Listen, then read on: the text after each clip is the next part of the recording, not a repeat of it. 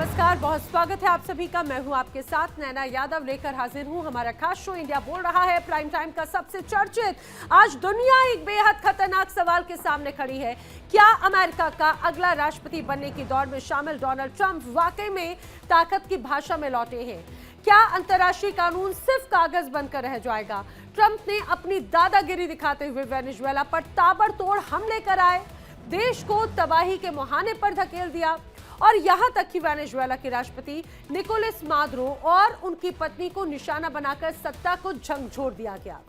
सवाल ये नहीं कि अमेरिका ताकतवर है या फिर नहीं, सवाल यह है कि क्या कोई सुपर पावर किसी संप्रभु देश में घुसकर बम बरसाने और सत्ता को उठाने का हक रखती है। अगर ये डॉक्ट्रिन ऑफ डोमिनेंस है तो फिर संयुक्त राष्ट्र मानवाधिकार और अंतर्राष्ट्रीय नियमों का मतलब क्या रह जाता है? सबसे बड़ा सवाल यह है, क्या ताकतवर होना कानून से ऊपर होने का लाइसेंस बन चुका है? बेहद जरूरी है क्योंकि आज वेनेजुएला है, कल कोई और भी हो सकता है। आज इसी के हर एक पहलू को करेंगे, जानने की चर्चा करने की कोशिश करेंगे, जानने की कोशिश करेंगे। आज का दिन और आज की रात दुनिया के लिए बेचैन करने वाली है। डोनाल्ड ट्रंप अमेरिकी राष्ट्रपति, उन्होंने ताकत का ऐसा प्रदर्शन किया जो किसी भी सुपर पावर की कार्रवाई नहीं बल्कि दादागिरी की पराकाष्ठा है। जी हां, वेनेजुएला पर ताबड़तोड़ हमले हुए, राष्ट्रपति निकोलस मादुरो और उनकी पत्नी को अगवा कर लिया गया। और ये सिर्फ एक देश पर हमला नहीं है, दरअसल ये अंतर्राष्ट्रीय कानून पर हमला है। आपको कुछ तस्वीरें दिखाती हूं, उस तस्वीरों के जरिए आप समझिए। ये 6 तस्वीरें देखिए। वेनेजुएला के आसमान में शोले हैं, धुएं का गुबार है, हर तरफ डर का साया, जहां कहीं भी नजर जाएगी शहर की रोशनी जहां पर होती थी वहां पर अब आग की लपटें हैं, धुएं की परतें दिख रही हैं। आसमान से उठता काला धुआं ये बताने के लिए काफी है कि जमीन पर हालात कितने भयावह रहे होंगे। सायरनों की आवाज, अफरा तफरी और जान बचाने की जद्दोजहद, इन तस्वीरों में कैद हर पल वेनेजुएला में मचे उस कोहराम की गवाही दे रहा है जिसने पूरे देश को हिलाकर रख दिया। और इन हमलों के बाद में सबसे बड़ा राजनीतिक सवाल यही है, क्या मादुरो सरकार खतरे में है? विपक्ष पहले से ही आक्रामक है, आर्थिक संकट पहले से ही ये देश झेल रहा है और अब सीधे सीधे सैन्य हमले का आरोप। राजनीतिक विश्लेषकों का मानना है कि अगर हालात नहीं संभले तो सत्ता की जमीन और खिसक सकती है। अमेरिका के इस हमले के बाद में आशंका जताई जा रही है कि विश्व युद्ध 3 की शुरुआत होती हुई नजर आती है। और ये आशंका यूं ही नहीं जताई जा रही, उसकी भी कई बड़ी वजह है। दरअसल अमेरिका ने वेनेजुएला पर हमला किया है तो उसके बाद में रूस, चीन वेनेजुएला को समर्थन दे चुके हैं। ऐसे में वो जंग में उतरकर वेनेजुएला का साथ दे सकते हैं। रूस और यूक्रेन में शांति स्थापित करने की कोशिश कर रहे ट्रंप अब ज़ेलेंस्की के साथ में भी यूरोपीय देशों से नाराज दिख रहे हैं, जिसके बाद अब यह आशंका जताई जा रही है कि रूस यूरोप में भी तबाही मचा सकता है और यहां भी भारी तबाही हो सकती है। अब अमेरिका ईरान के खिलाफ इजराइल को समर्थन देता रहा है, लगातार हम देखते रहे हैं। मिडिल ईस्ट के कई देशों में अमेरिका के सैन्य अड्डे हैं और ईरान उन अड्डों पर हमलों की धमकी देता रहता है। अभी ईरान में जल रही विद्रोह की आग के पीछे भी अमेरिका का हाथ होने की आशंका जताई जा रही है। ऐसा बड़ा आरोप ईरान के हुक्मरानों की तरफ से आया है। अमेरिका चीन के खिलाफ ताइवान को सपोर्ट कर रहा है, जिससे ड्रैगन नाराज है। वहीं अमेरिका ने एयरक्राफ्ट कैरियर भी यहां पर तैनात करके रखा है, ड्रैगन के करीब ही, यानी कि चाइना के करीब ही, ताकि वो ताइवान पर अटैक से बचे। सीरिया और नाइजीरिया में अमेरिका ने आईएसआई के खिलाफ स्ट्राइक की और इन हमलों में कई आतंकी भी मारे गए। वेनेजुएला की आग की लपटें देश की सीमाओं से बाहर भी महसूस की जा रही है। लैटिन अमेरिका में अस्थिरता का खतरा, दुनिया की निगाहें काराकास पर टिकी। अब सब कुछ अगले कुछ घंटों पर निर्भर करता है, जवाब क्या होगा, मादुरो की सत्ता बचेगी या नहीं। हालांकि ये तो अब आपातकाल घोषित हो चुका है क्योंकि मादुरो, ये कहा जाए कि अगवा कर लिए गए हैं अमेरिका की तरफ से, उसकी पुष्टि भी अमेरिका की तरफ से की जा चुकी है। अब आप ये समझिए वेनेजुएला पर अटैक की क्रोनोलॉजी आखिर किस तरह की रही है। वेनेजुएला पर अटैक की क्रोनोलॉजी किस रूप में है, समझिए जरा। वक्त 1:50, एक साथ कई धमाकों की खबर। उसके कुछ देर के बाद में 10 मिनट के बाद में रात के 2 बजे अमेरिका के हमले की खबर आई। जमीन, आसमान, समंदर से हमले हुए। 3 बजे वेनेजुएला में यूएस स्पेशल फोर्स दाखिल होती है। 3:30 बजे 3:30 पर डेल्टा फोर्स का स्पेशल ऑपरेशन शुरू होता है। डेल्टा फोर्स क्या है आगे बताऊंगी, लेकिन 4 बजे वेनेजुएला में इमरजेंसी का ऐलान हो जाता है। मादुरो और उनकी पत्नी को अगवा कर लिया जाता है। वेनेजुएला ने जिंदा होने के सबूत मांगे 5:30 बजे करीब सुबह, और ये कहा कि बताइए कि मादुरो और उनकी पत्नी ठीक हैं, आखिर उनके साथ में क्या हुआ। वेनेजुएला में ये कहा जाए कि जिस तरह से अपहरण हुआ है मादुरो का, उस अपहरण के बाद में विश्व युद्ध 3 की आहट तेज हो गई है। अमेरिका ने ताकत के दम पर एक अलग ही उदाहरण पेश किया, जिसका अंजाम आने वाले वक्त में और भी ज्यादा खतरनाक हो सकता है। यह हमला अमेरिका की आक्रामक नीति का ताजा सबूत है, जिसने वेनेजुएला की संप्रभुता को खुलेआम चुनौती दी है। अमेरिका ने जिस तरह वेनेजुएला के अंदर हवाई हमले किए, उससे ये तो साफ है कि वो अपने इर्द गिर्द विरोधियों को दबाने के लिए किसी भी हद तक जाने को तैयार है। अब आप समझिए, एक राष्ट्रपति का अपहरण, विश्व युद्ध 3 का आरंभ, बार बार यही बात कही जा रही है। दरअसल ट्रंप के अनुसार सच ये है कि मादुरो को पकड़ा हिरासत में नहीं बल्कि अपहरण है, ये कहा गया है। ये कानूनी ऑपरेशन अंतर्राष्ट्रीय कानून का उल्लंघन है। ट्रंप अलग कहते हैं, सच क्या है वो समझिए। अमेरिका की जीत, ट्रंप इसे बताते हैं। सच ये है कि एक संप्रभु देश के अधिकार की एक ये हार है, इससे ज्यादा और कुछ भी नहीं। कानूनी ऑपरेशन अमेरिका बताता है, लेकिन अंतर्राष्ट्रीय कानून का उल्लंघन है, ये स्थिति है। अमेरिका की जीत एक संप्रभु देश के अधिकार की हार है। तानाशाह का अंत हुआ, ये अमेरिका दावा करता है, लेकिन सच ये है कि ये सत्ता पलटने की कोशिश है। दूसरी तरफ लोकतंत्र की बहाली की बात कही जाती है, लेकिन लैटिन अमेरिका में आग की लपटें किस तरह से नजर आती हैं वो हम सभी जानते हैं, और इसीलिए बार बार अलग अलग बातें कही गई। ये शब्दों की लड़ाई नहीं, ये तय करेगा कानून चलेगा या फिर ताकत, क्योंकि वेनेजुएला में हमला उस समय हुआ जब दोनों देशों के बीच में कूटनीतिक संबंध पहले से ही तनावपूर्ण थे। अमेरिका का आरोप है कि वेनेजुएला क्षेत्र में आतंकवाद और अवैध गतिविधियों को बढ़ावा दे रहा है, लेकिन वेनेजुएला इसे अमेरिकी हस्तक्षेप के तौर पर देखता है। अब सवाल ये कि इस हमले के बाद का अगला पड़ाव क्या होगा? यह हमला क्या वर्ल्ड वॉर 3 में बदल जाएगा? यह हमला बार बार ऐसा क्यों दावा किया जा रहा है कि ये वर्ल्ड वॉर 3 का एक तरह से आगाज है? क्योंकि पहली जो बड़ी वजह है, वेनेजुएला रूस चीन का करीबी है। दुनिया का सबसे बड़ा ऑयल रिजर्व वेनेजुएला के पास में ही, ये दूसरा सबसे बड़ा एक अहम हिस्सा है। तीसरी बड़ी वजह, अमेरिका के खिलाफ कई देश पहले से ही थे, और इस घटना के बाद, इस पूरे एक्शन के बाद में अब अमेरिका के खिलाफ और मोर्चाबंदी बढ़ जाएगी। तीसरी बड़ी वजह, ईरान मिडिल ईस्ट समीकरण बदलेंगे। न्यूक्लियर एस्केलेशन का डर भी बहुत बड़े स्तर पर यहां पर जरूर जताया जा रहा है। दरअसल इतिहास बताता है, तेल, सत्ता, अपमान, यानी कि उसका नतीजा युद्ध। अमेरिका वेनेजुएला तनातनी के बीच हालात बेहद विस्फोटक हो गए हैं। राजधानी काराकास दहल चुका है। राष्ट्रपति भवन के आसपास सुरक्षा बलों की तैनाती बढ़ा दी गई है। आसमान में लड़ाकू विमान, जमीन पर बख्तर बंद गाड़ियां और शहर में दनदनाती सायरनों की आवाज सुनाई दे रही है। वहीं वेनेजुएला में ट्रंप की बम वर्षा पर यूरोप, ये कहा जाए कि 2 हिस्सों में बढ़ चुका है। वेनेजुएला में ट्रंप की बम वर्षा और यूरोप 2 हिस्सों में क्यों बटा है? दरअसल तीसरे विश्व युद्ध शुरू हो सकता है, ये नॉर्थ कोरिया कहता है। वेनेजुएला पर हमला बहुत गलत है, ये रूस की तरफ से टिप्पणी है।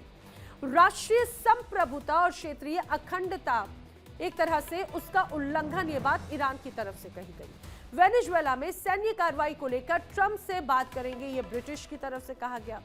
वहीं यूरोपीय यूनियन यानी ईयू कहता है कि मादुरो सरकार वैध नहीं है। अमेरिका की कार्रवाई की निंदा करते हैं, बेलारूस कहता है। वेनेजुएला पर हमले की निंदा क्यूबा ने की है।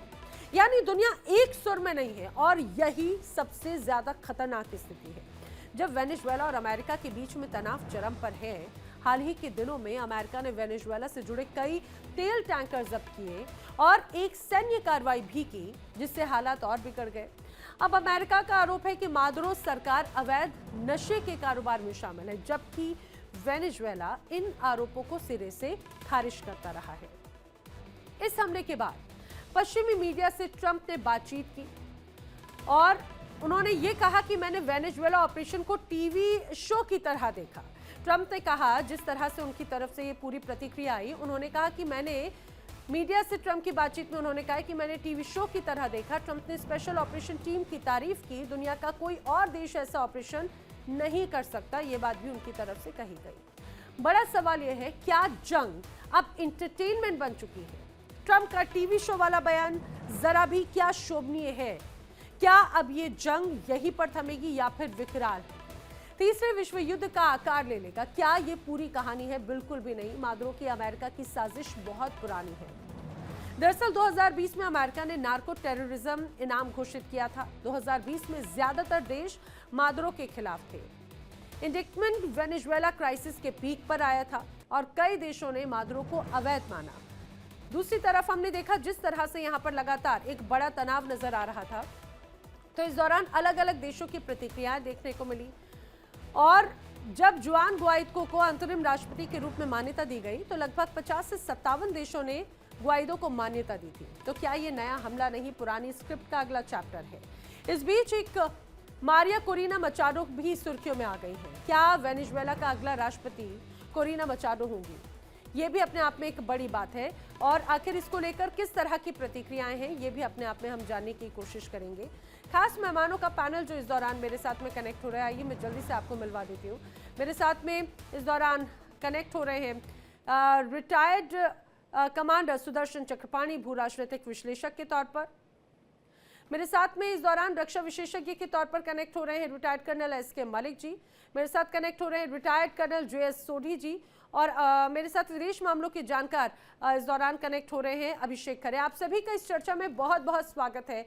सबसे पहले जिस रूप में अभी हम ये पूरी तस्वीरें देख रहे हैं, हमने उसकी पूरी ABCD को समझा, लेकिन कमांडर सुदर्शन चक्रपाणी, हमने कई ऑपरेशंस देखे, अमेरिका ने भी कई बड़े ऑपरेशंस को अंजाम दिया, लेकिन वेनेजुएला का ऑपरेशन अन्य ऑपरेशन से कितना अलग है?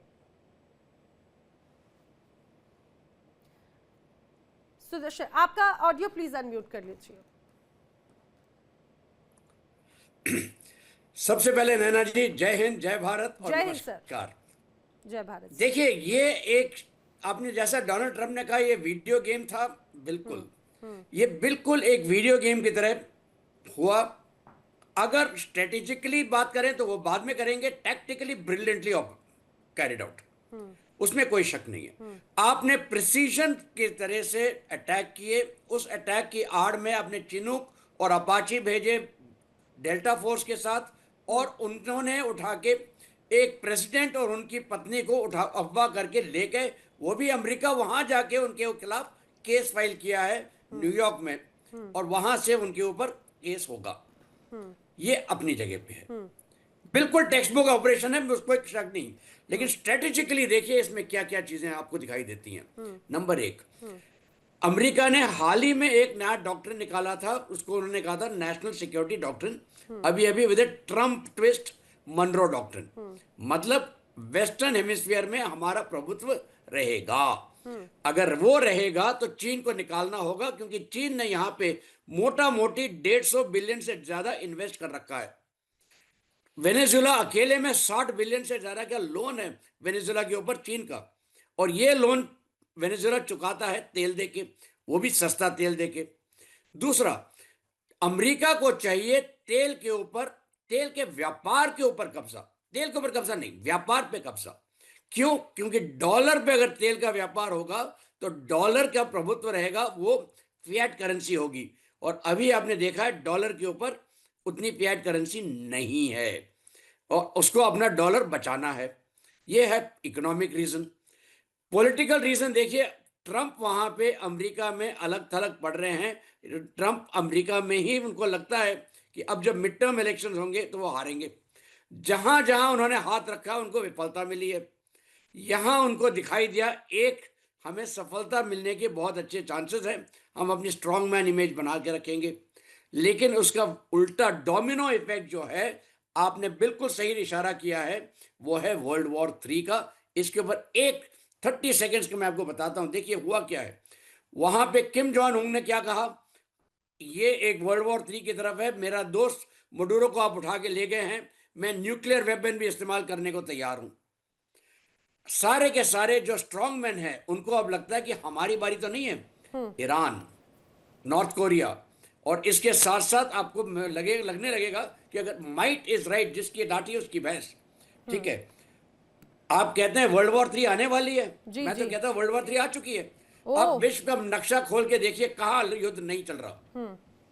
यूरोप में है, एशिया में है, जहां नहीं था यमन में अब शुरू हो गया, ईरान ईरान में समस्या चली रही है, बांग्लादेश सुलग रहा है, पाकिस्तान कब टूटेगा पता नहीं। लेकिन ठीक है, वर्ल्ड वॉर 3 की शुरुआत हम इसको वाकई में इस रूप में आपने एक बड़ी बात कही कि वर्ल्ड वॉर 3 चल रहा है और ये अलग अलग मोर्चों पे चल रहा है। लेकिन मैं चाहूंगी अभिषेक खरे जी इस बात को जरा समझाइए।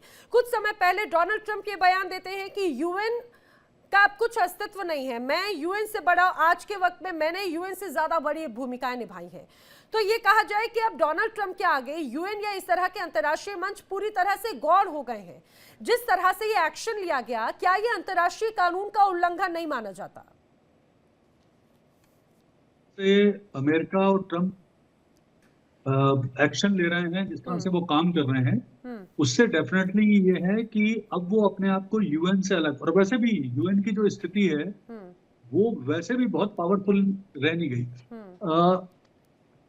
मैं आप लोगों का ध्यान थोड़ा दूसरी तरफ आकर्षित करना चाहूंगा जी। सबसे पहली चीज ये है कि क्या ये जो एक्ट किया गया है, इसमें जो पहला ट्रंप का उद्देश्य है वो तो ये है कि जो उत्तर अमेरिका के देश हैं उनको ये साफ साफ हिंट किया गया है कि आपको हमारे ही हिसाब से चलना होगा। तो इसमें पहला वेनेजुएला हुआ, नेक्स्ट नंबर आने वाला है कोलंबिया का, कोलंबिया के बाद नेक्स्ट नंबर आएगा क्यूबा का। तो वो बिल्कुल स्ट्रेटजिक तरीके से काम कर रहे हैं। अब आप कहेंगे कि ये जो वेनेजुएला था, कोलंबिया है और ये जो क्यूबा का नंबर आने वाला है, ये तो रशिया के बहुत अच्छे दोस्त हैं, मतलब रशिया के साथ इनके बहुत अच्छे संबंध हैं। तो अब मैं आपको दूसरा पॉइंट बताता हूँ। हो सकता है ट्रंप और पुतिन के बीच में जो ये डील है, उस डील का पार्ट हो कि यहाँ आप कुछ मत करिए, यहाँ आप छेड़खानी मत करिए, बदले में हम आपको रशिया यूक्रेन जो पीस डील है वो करके देंगे शांति के साथ। अच्छा। तीसरा पॉइंट, ये जो हो रहा है वेनेजुएला में, ये चीन को भी एक मौका देगा ताइवान को घेरने और उस पर अटैक करने का, क्योंकि सेम सिचुएशन है कि यहाँ पे ट्रंप अपने हिसाब से कर रहे हैं तो चीन को कैसे रोकेंगे सेम काम करने से। तो ये तीसरी चीज। चौथी बात नहीं, लेकिन एक और इसमें ये भी ऑप्शन एंगल है ना अभिषेक जी, क्योंकि जानकारी ये है कि ताइवान के इर्द गिर्द, क्योंकि ताइवान और चीन के इसमें पूरे विवाद में अमेरिका ताइवान को सपोर्ट कर रहा है और बाकायदा हथियार और ट्रेनिंग दे रहा है। बताया जाता है कि चाइना के करीब ही अमेरिका ने अपने एयरक्राफ्ट कैरियर भी तैनात कर रखे हैं ताकि वो ताइवान पर अटैक करने से बचे। सेम चीज तो रशिया, आपको अगर याद होगा तो नवंबर में सबसे पहले ट्रंप ने वेनेजुएला को अटैक करने की धमकी दी थी। उस समय रूस ने स्पष्ट रूप से कहा था कि अगर अमेरिका ने वेनेजुएला पे अटैक किया तो हम उसे फुल मिलिट्री सपोर्ट देंगे। और अब आप देखिए तो रूस की इस अटैक के बाद, मदुरो को हाईजैक करने के बाद, रूस की, पुतिन की कितनी ठंडी सी प्रतिक्रिया है कि आपसी बातचीत से सुलझाना चाहिए, हम चिंतित हैं।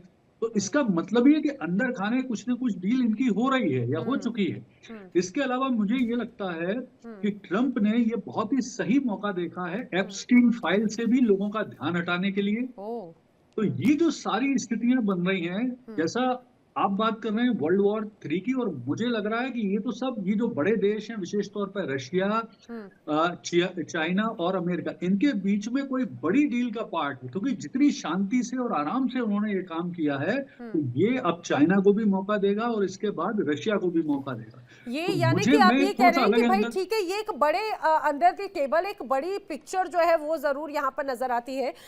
मैं इसी सवाल को लेकर संजीव मलिक जी का रुख कर रही हूँ। संजीव जी, हमने इसके पहले चर्चा भी ये की थी कि ये इतनी साधारण से स्क्रिप्ट नजर नहीं आती, और यही बात अभिषेक खरे जी भी कह रहे हैं कि ये अपने आप में एक बहुत बड़ी पिक्चर है। अब देखिए ना, अब अमेरिका बाकायदा, अभी भी अमेरिका की तरफ से एडवाइजरी जारी की गई अपने नागरिकों के लिए कि वेनेजुएला ना जाएं, जो लोग हैं वो सुरक्षित रहें, वहां पर जाने से बचें, क्योंकि अभी वहां पर स्थिति अनियंत्रित है, वहां पर स्थिति सामान्य नहीं है। यानी ये कहा जाए कि आने वाले वक्त में अभी और भी बहुत कुछ होना बाकी है वेनेजुएला में भी। नैना जी नमस्कार, और सभी पैनलिस्ट साथियों को नमस्कार। नमस्ते सर। ये जो स्थिति है, मैं नैना जी, जब भी कोई मिलिट्री ऑपरेशंस होता है ना, उसके कई मोटिव होती हैं। एक मोटिव तो ये होता है कि जैसे कि हमारे खरी साहब बोल रहे थे, मैं उनकी बात से बहुत सहमत हूं कि देखिए अपनी कुछ समस्याएं जो चल रही हैं उनसे एक ध्यान हटाने का कारण एक मिलिट्री ऑपरेशंस बनता है। मिलिट्री ऑपरेशंस ऐसा होता है कि जो उनके देश के नागरिकों को एक सूत्र में पिरो देता है अपने देश के लिए। हाँ, दूसरी बात यह है कि यस, उनको जो खतरा है आने वाले बाई इलेक्शंस में वो भी ट्रंप साहब के सामने है, तो मिलिट्री ऑपरेशंस के जरिए वो अपने देशवासियों को मागा की याद दिलाना चाहते हैं, मागा कि all is about America, America is everything. No, third thing is that कि मैं इसको जोड़ना चाहता हूं कि देखिए वो चाहते हैं एनर्जी रिसोर्सेज पे कंट्रोल। ट्रंप साहब ये कभी नहीं चाहेंगे कि पूरी दुनिया में डॉलर कम हो, डॉलर की वैल्यू कम हो, डॉलर कमजोर हो। इसके साथ वो कभी नहीं चाहेंगे कि अमेरिका या उसके साथियों के बाहर जो कंट्रोल सिस्टम, जो ऑयल प्राइसेस पर कंट्रोल होता है, उनके बाहर जाए। अभी प्रॉब्लम यही हुई कि देखिए लास्ट ईयर से जब तक हम अब रशिया से हम अपना क्रूड ले रहे थे और इवन उसको रिफाइन करके यूरोप को भी दे रहे थे, तो क्या हुआ था, ऑयल प्राइसेस स्टेबलाइज किए, वो अमेरिका के थोड़ा कंट्रोल से बाहर हुआ। अमेरिका अपना पूरा वर्चस्व नहीं रख सका उसके जैसे वो अपने कंट्रोल चाहता था। तीसरी चीज है, यस, जो खरे साहब और अपने चक्रवाणी साहब कर रहे थे, बात बिल्कुल सही है कि देखिए किस मुंह से रोकेगा अमेरिका चीन को ताइवान के ऊपर अटैक करने से। Same reason, same condition, same analogy. और इसके बाद जब रशिया है, ये रशिया का अभी चूंकि उलझा हुआ है, ऐसा नहीं है जो ऑपरेशंस चला के जो सामने दिखाई दे रहा पीछे होता है, पर्दे के पीछे बहुत कुछ चलता है। मिलिट्री ऑपरेशंस किए जाते हैं लेकिन उसका एक ऑब्जेक्टिव होता है, स्ट्रेटेजिक ऑब्जेक्टिव भी होता है और पॉलिटिकल ऑब्जेक्टिव भी होता है। पॉलिटिकल ऑब्जेक्टिव जैसे एम्पली क्लेरिफाइड, और इसका दूसरा ऑब्जेक्टिव ये होता है कि देखिए जो वहां पर सत्ता है, जो मादुरो सरकार थी, वो उनकी बैड बुक्स की सरकार थी। वो चाहते अपने एक पिट्ठू को वहां पे बिठाना, और वो कोई भी हो सकता है। और क्योंकि ये सुनने में आया है कि जो वहां की जो नोबेल प्राइज पीस है, वो जो अपोनेंट लीडर है, उनके साथ उनका पैक्ट हुआ है और उन्होंने कहा कि एक स्पेसिफाइड टाइम के अंदर हम इतने अरब बैरल आपको ऑयल देंगे, जिससे क्या होगा कि अमेरिका उस पर कंट्रोल कर पाएगा, ऑयल प्राइसेस को अपने हिसाब से सेट कर पाएगा। और ये नहीं, अपने जो मित्र देश हैं उनको भी उससे मदद पहुंचाएगा। इसके अलावा आज ये देखिए नाना जी, चाइना को अमेरिका कुछ नहीं कर पा रहा है। प्रेसिडेंट को मजबूर होकर चाइना के प्रेसिडेंट के साथ, प्रीमियर के साथ G2 बोलना पड़ा। अब ये ऑप्टिक्स थी या इसके पीछे लॉजिक था? चाइना को अमेरिका डायरेक्ट नहीं पोक कर सकता। अभी ये चाइना को हर्ट करने का भी उसका एक इनडायरेक्टली एक तरीका हो सकता है, क्योंकि बहुत सारा चीप ऑयल जो जाता है, जो चाइना को जाता है, यानी टोटल अपने एक्सपोर्ट का वेनेजुएला 80% ऑयल पेट्रोलियम तो चाइना को ही देता है। और इन सब चीजों को ये क्यूमुलेटिव देखते हुए ये टाइमिंग उन्होंने चूज इसलिए किया कि रशिया बिजी है अपने इश्यूज के अंदर, हम बिजी है, यानी इंडिया बिजी है अपनी इकोनॉमी, क्योंकि हम डायरेक्टली किसी चीज के साथ सहायक नहीं देते, लेकिन हम सबके यहाँ शांति की बात करते हैं और बातचीत के प्रयास करते हैं, कोई भी इंटरनेशनल कॉन्फ्लिक्ट है उसको करते हैं। अब इस बात को उन्होंने ये मौका ये पाया कि ये सही मौका है कि वेनेजुएला जैसे जो मिलिट्रीली उनका कहीं उनके सामने स्टैंड नहीं करता है, टेक्नोलॉजिकली उनके सामने स्टैंड नहीं करता है, मिलिट्री पॉइंट ऑफ व्यू से उनका ये कोवर्ट ऑपरेशन बिल्कुल सटीक हो सकता है, पर इंटरनेशनल एरेना में ये एक कंप्लीट वायलेशन है यूएन का। अभी यूएन की बात आ जाएगी, ये ऐसा सफेद हाथी खड़ा हुआ है दुनिया के प्लेटफॉर्म पे जिसकी आज कोई वैल्यू नहीं है। और नैना जी, बल्कि मैं तो ये कहूंगा कि UNO does not require its existence nowadays. लेकिन ये तो बड़ी चिंता की बात हो गई ना।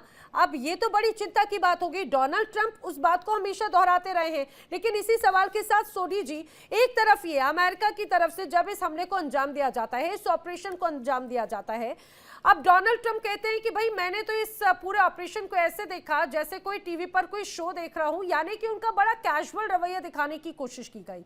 उनके जो शब्द, उनके इस ऑपरेशन के बाद का बॉडी लैंग्वेज, उनकी हर एक प्रतिक्रिया आखिर क्या दर्शाती है? कहा यह जा रहा है कि एक तरफ अमेरिका की आक्रामक नीति, एक तरह से मैसेज पेश करने की कोशिश कर रहे हैं, दूसरी तरफ जैसा कि अभी यहाँ पर अभिषेक जी ने भी कहा कि इंटरनल क्राइसिस, एब्स्टेंट फाइल्स या बाकी सारी सिचुएशन को लेकर वो अपने घर में जिस तरह से कहीं ना कहीं घेर रहे थे, उससे माइंड डाइवर्ट और पूरी दुनिया को एक तस्वीर पेश करने की कोशिश है।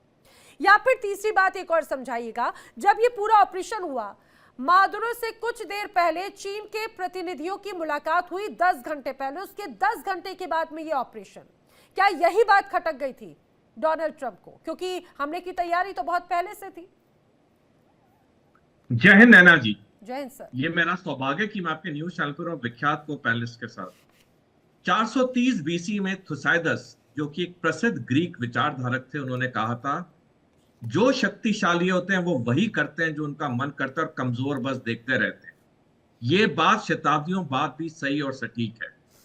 मैंने 31 अगस्त को लेख लिखा था, G3 करके लिखा था, जहां मैंने लिखा था कि अमेरिका, रूस और चीन जो दुनिया की 3 महाशक्तियां हैं, इन्होंने अनौपचारिक तौर पे दुनिया को 3 भागों में बांट लिया है। मेरी बात सही साबित हुई जब 4 दिसंबर को पिछले साल अमेरिका की नेशनल सिक्योरिटी स्ट्रेटेजी 2025 की रिपोर्ट सार्वजनिक हुई, जिसमें साफ शब्दों में लिखा है कि रूस और चीन अमेरिका का दुश्मन नहीं है, और ये तीनों महाशक्तियों के अपने अपने स्फीयर ऑफ इन्फ्लुएंस है। यानी तीनों महाशक्तियों ने दुनिया को अपने अपने लिए बांट लिया है। इसी एनएसएस में लिखा था ट्रम्प कॉरली, जहां पर उन्होंने मॉन्रो डॉक्ट्रिन को आगे बढ़ाते हुए कहा कि कुछ भी करने के लिए अमेरिका तैयार होगा, वेस्टर्न हेमिस्फीयर में भारत की ताकतों का कोई हस्तक्षेप ना हो, और वही किया। ये जो कार्रवाई की है वेनेजुएला में, ये एक क्लासिक केस है हाफ फ्रंट का, जिसका हम कई बार शो पे बात करते आए हैं। 1933-30 जून को जब हिटलर ने जर्मनी की सत्ता संभाली, तो 1936 से 1929 तक 4 साल में हिटलर ने 5 देशों पे कब्जा किया, बिना गोली चलाए, बिना कोई जर्मन सैनिक की जान गवाए, हाफ फ्रंट के जरिए। आज सुबेरे भी जब वेनेजुएला में हमला हुआ, हम जानते हैं राष्ट्रपति के आगे पीछे कितने कॉर्डन्स होते हैं सिक्योरिटी के, एक भी सैनिक ने अपने राष्ट्रपति को बचाने के लिए गोली नहीं चलाई। ये क्या संभव है? ये संभव तभी है जब सारे लोग वहां के बिक चुके थे। यानी जो हम हाफ फ्रंट की बात करते हैं, ये अमेरिका ने करके दिखाया, किस चतुराई से, किस चटकी से उन्होंने एक देश के राष्ट्रपति को अगवा किया, और उस देश की सिक्योरिटी अपने राष्ट्रपति के लिए एक गोली नहीं चला सकी। जो हम बार बार कहते आए हैं, चाहे भारत हो, ताइवान हो, जो जिन देशों पे युद्ध के बादल मंडरा रहे हैं, ये हाफ फ्रंट कितना सक्रिय है, हमें वेनेजुएला से एक सबक और सीख मिल गई है। हाँ। एक और चीज नैना जी, 1980 में वेनेजुएला में पहली बार तेल की जानकारी मिली।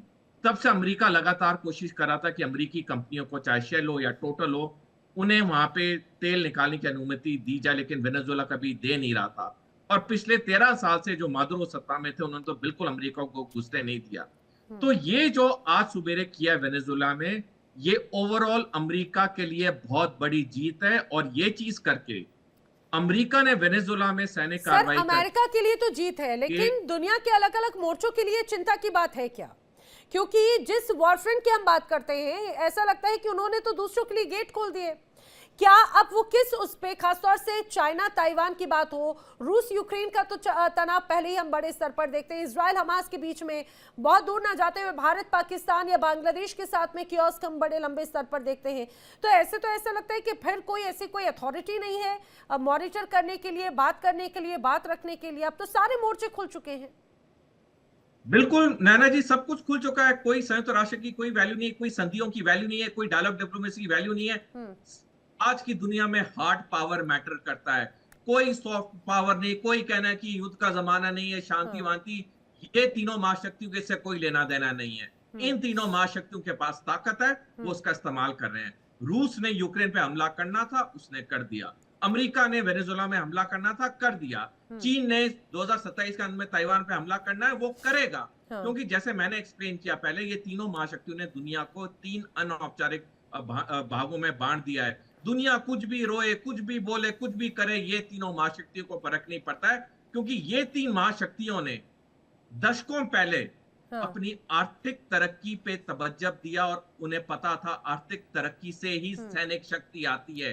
आज इन तीनों महाशक्तियों के पास आर्थिक शक्ति भी है, सैनिक शक्ति भी है, जो दुनिया के किसी चौथे देश के पास नहीं है। तो ये वही करेंगे जो उनके मन में आएगा, इसमें कोई शक नहीं। और ये बड़ी चिंता की बात है, और यही इसी बात का जिक्र जो है सुदर्शन जी भी यहाँ पर कर रहे थे। सुदर्शन जी, लेकिन मुझे सबसे महत्वपूर्ण ये बात बताइए कि अब आने वाले वक्त में क्या अमेरिका के इस ऑपरेशन के खिलाफ वेनेजुएला के साथ में समर्थन करते हुए लोग नजर आते हैं? क्योंकि दुनिया अब अलग अलग धड़ों में बटी हुई नजर आती है।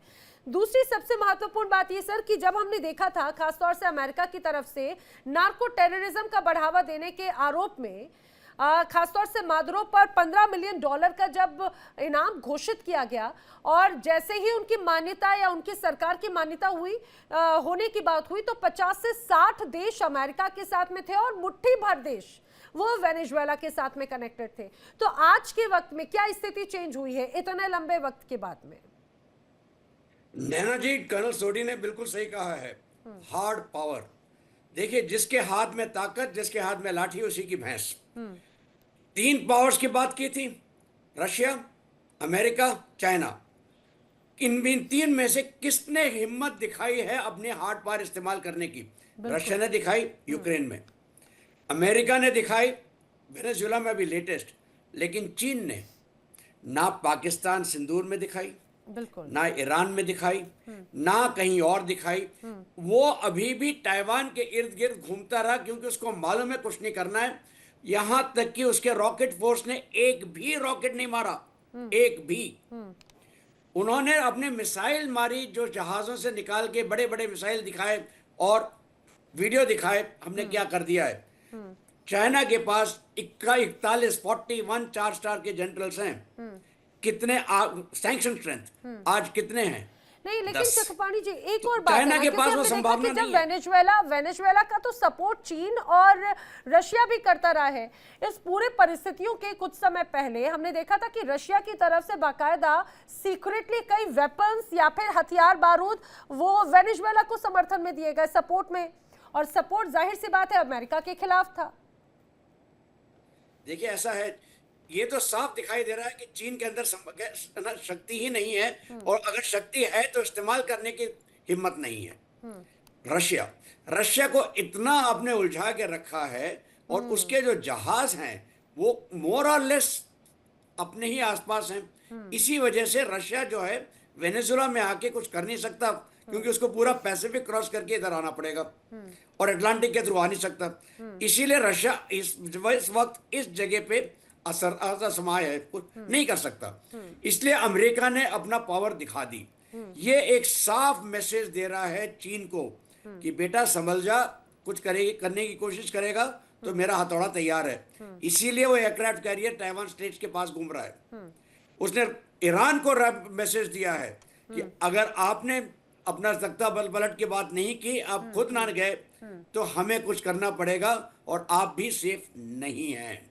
बिल्कुल ठीक है। और ईरान के साथ साथ देखिए, इसमें एक पेच और है। जी जी जी। अगर अमेरिका नहीं चाहता तो सऊदी अरेबिया और यूएई के बीच में जो झड़प चल रही है इतनी बड़ी नहीं होती। और ये बड़ी झड़प होने की वजह यह है कि उसको चाहिए है 25,000 लोग गाजा में कि वो हमास को के हथियार ले लें। वो 25,000 आएंगे पाकिस्तान से, और पाकिस्तान के अगर टेटवा दबाना है तो यही एक तरीका है कि एक तरफ सऊदी अरेबिया, मतलब आप ये कहने की कोशिश कर रहे हैं चक्रपाणी जी कि डोनाल्ड ट्रंप ने इस वेनेजुएला के ऑपरेशन के खिलाफ एक तीर से कई निशाने साधे हैं, और ये सांकेतिक निशाने हैं, ये बड़े हमले हैं, लेकिन बड़ी बातचीत ये। लेकिन एक और जो आम जनता से जुड़ा हुआ सवाल है, जल्दी से अभिषेक खरे जी, क्योंकि हम देखते हैं खासतौर से कहा जाता है कि तेल अपने आप में दुनिया में कितनी जरूरत है, और बहुत बड़ा हिस्सा होल्ड जो है वेनेजुएला का रहा। हमने देखा था कि 1976 में तेल उद्योग का जैसे ही राष्ट्रीयकरण किया गया, उसके बाद से अमेरिका ठनक चुका था सीधे सीधे वेनेजुएला से। अब जब ये पूरी स्थिति बदल चुकी है, अब उसमें कई जानकार ये भी कहते हैं कि आने वाले वक्त में खासतौर से कई ऐसे जहां पर डोमिनेंस है, डोमिनेंस की बात हो तो अमेरिका का डोमिनेंस एक बार फिर से वेनेजुएला के तेल उद्योगों पर बढ़ेगा। तो इसका असर क्या दुनिया पर, देशों पर पड़ेगा? क्योंकि डोनाल्ड ट्रंप तो सत्ता का किस तरह से इस्तेमाल कर रहे हैं या फिर दुरुपयोग कर रहे हैं सैंक्शंस के माध्यम से, टैरिफ के माध्यम से, ये हम सभी जानते हैं। जी नैना जी, मैं यहाँ पर फिर थोड़ा सा ध्यान एक अलग चीज पे। जी जी, दोनों का ऑडियो जी। नैना जी, एक विशेष चीज आपने जो अभी यहाँ पे बताई, एक वाक्य में आपका ये ध्यान आकर्षित करता हूँ।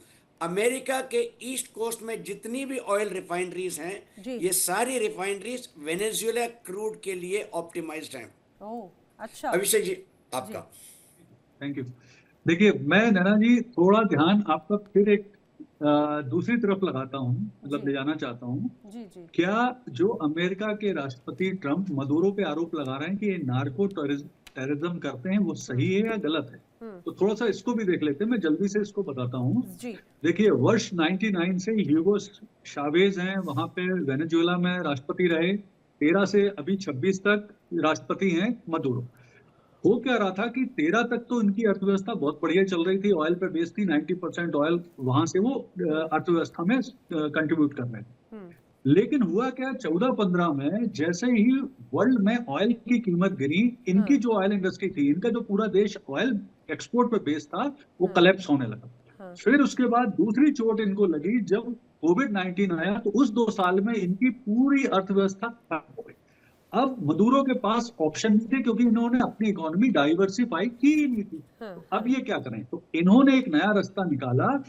ये पूरे जो उत्तर अमेरिका में बहुत सारे ड्रग्स के कंट्री थे, उनके ड्रग्स को वेनेजुएला में लाके उसे रिफाइन करके अमेरिका में सप्लाई करना इन्होंने शुरू किया। और इसीलिए फिर ये ड्रग्स जो टेररिज्म है या ड्रग्स कार्टेल जो इनके यहाँ डेवलप हुए हैं, वो इसी वजह से हुए। तो एक बहुत बड़ा सप्लाई जो अमेरिका में है ड्रग्स की, उसमें इनका मदुरो का और वेनेजुएला का हिस्सा है, क्योंकि अब ये अपनी अर्थव्यवस्था पेट्रो डॉलर से ड्रग्स डॉलर पे ले आए हैं। तो ये भी एक आरोप सही हो सकता है। और मुझे इस सारी स्थिति में जो सबसे बुरा लगता है, वो लगता है वेनेजुएला की जनता के लिए।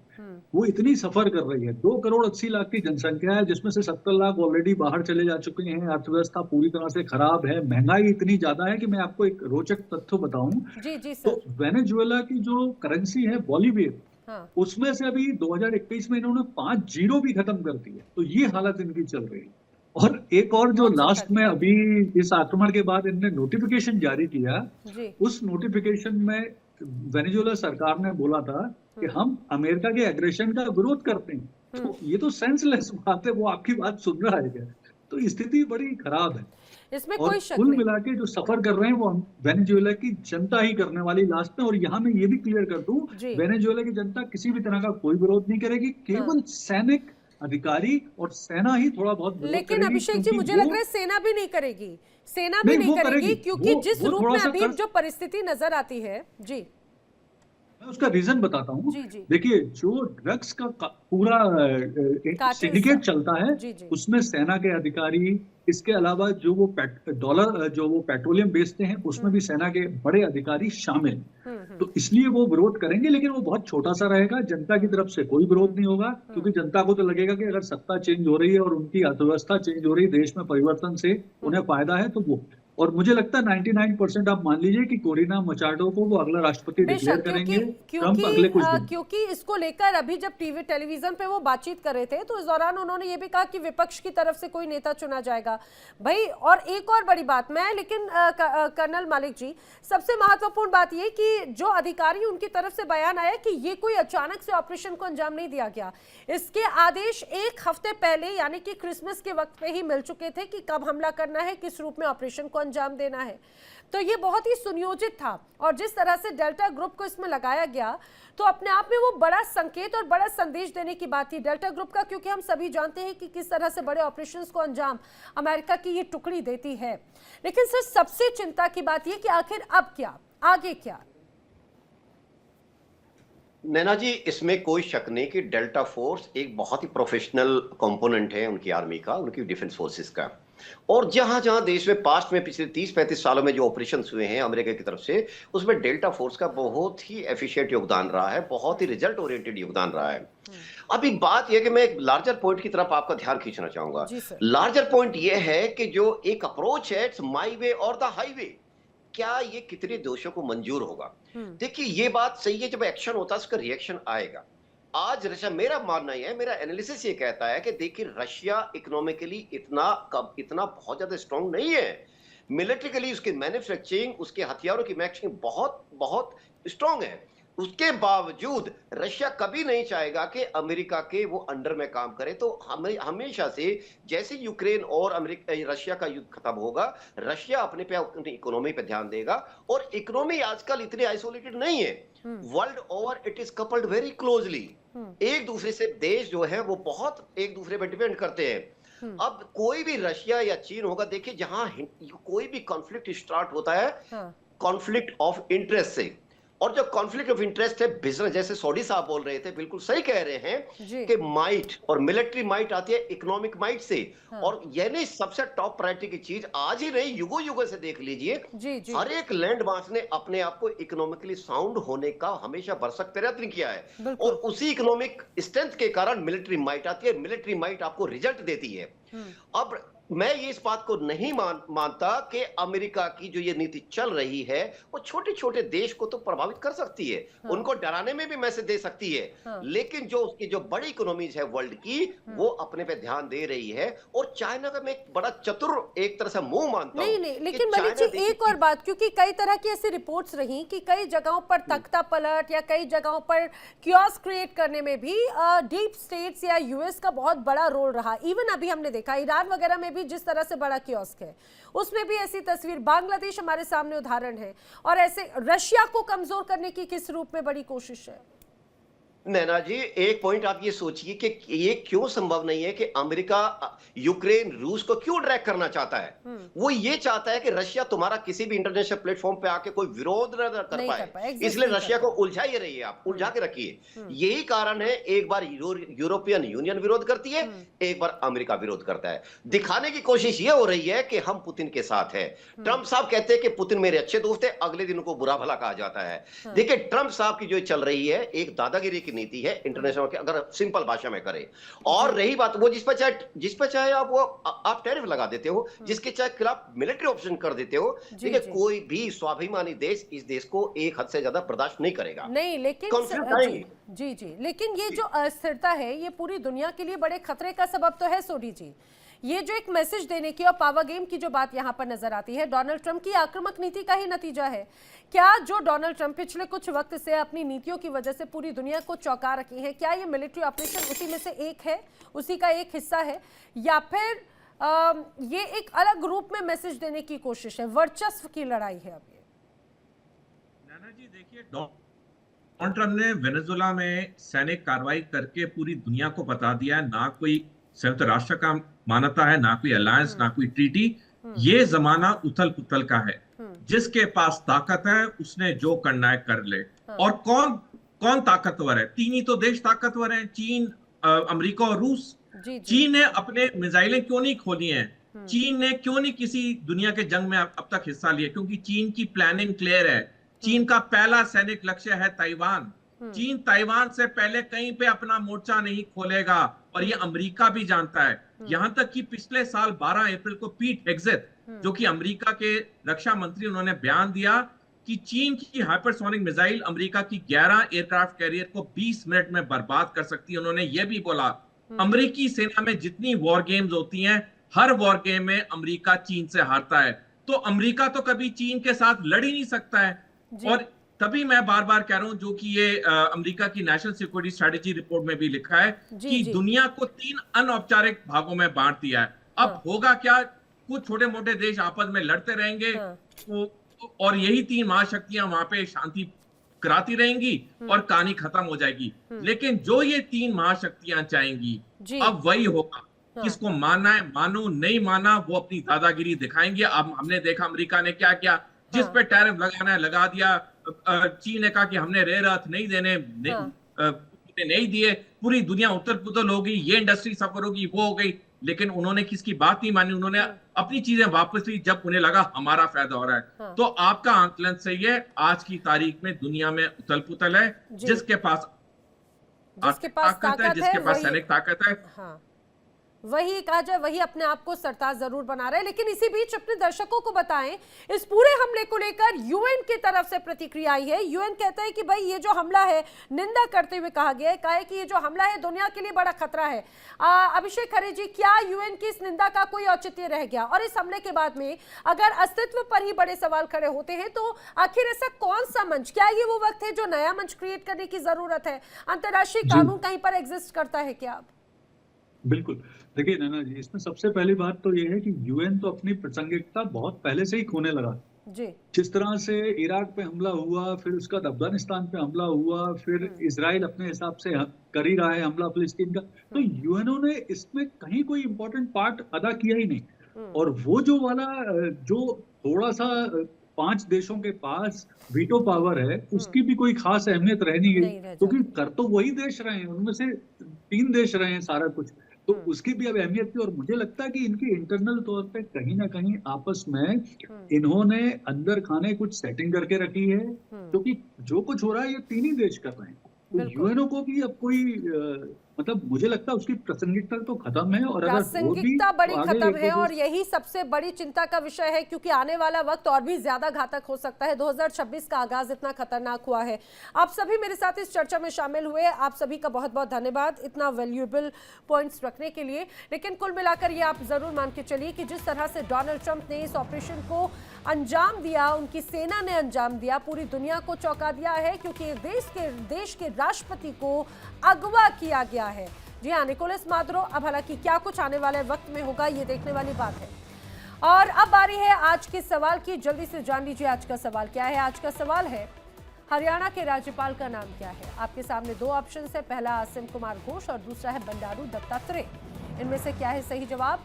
आप अपना जवाब हमें टीवी स्क्रीन पर दिखाए जा रहे नंबर पर व्हाट्सएप के जरिए भेज सकते हैं। सही जवाब देने वाले लकी विजेता को मिलेगा शानदार इनाम। और अब बारी कल पूछे गए सवाल का जवाब देने वाले विजेता की, प्रदीप बैजनाथ सिंह, जो कि महाराष्ट्र नासिक के रहने वाले हैं। ये हैं कल पूछे गए सवाल के विजेता। आपको बहुत शुभकामनाएं प्रदीप बैजनाथ सिंह जी।